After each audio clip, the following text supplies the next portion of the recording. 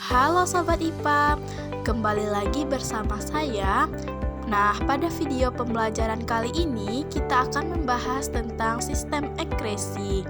Nah, sebelumnya perkenalkan nama saya Tasya Permata Putri dengan NIM 22231032. Nah, apa sih itu sistem ekresi?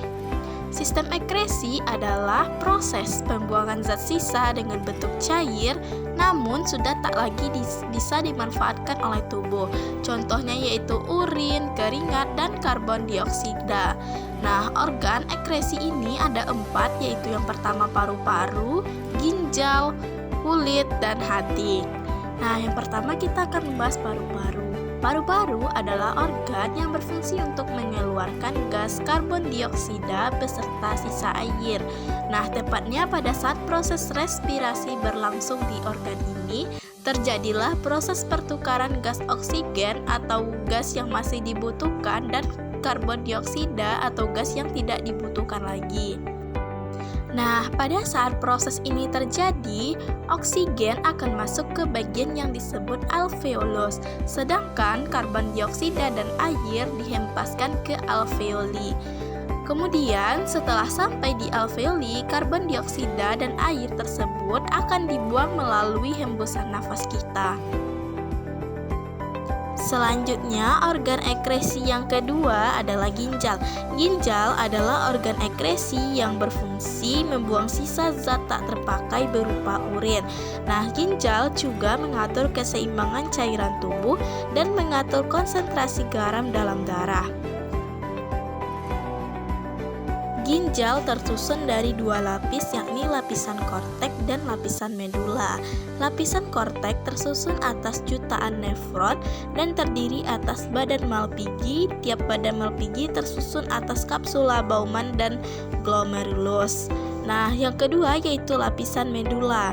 Lapisan medula mengandung pembuluh tubulus contortus proximal, tubulus contortus distal, dan tubulus collectivus dan lengkung Henle. Sementara bagian dalam ginjal ada rongga ginjal atau yang disebut dengan pelvis renalis. Selanjutnya yaitu proses pembentukan urin. Yang pertama yaitu tahap penyaringan atau filtrasi.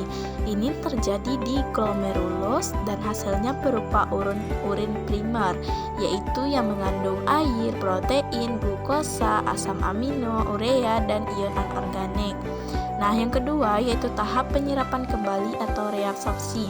Nah, hasilnya yaitu berupa urin sekunder, diantaranya mengandung zat-zat glukosa, asam amino, ion-ion seperti Na+, K+, dan Ca.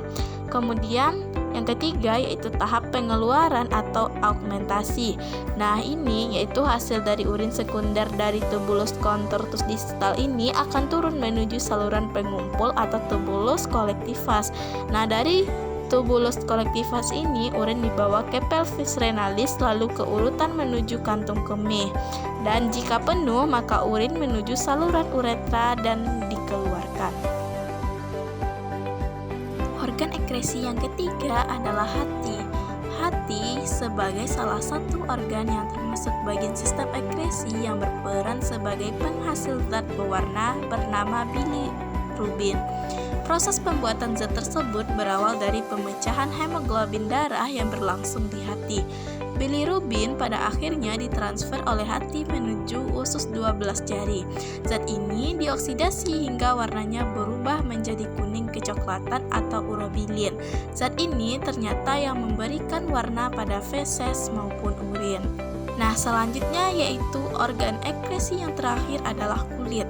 Kulit menghasilkan keringat. Keringat dapat keluar jika manusia melakukan aktivitas tubuh atau pengaruh suhu lingkungan, makanan, dan keadaan kesehatan. Komposisi keringat adalah air, garam-garam, termasuk garam dapur atau NaCl, sisa-sisa metabolisme sel, urea, serta asam.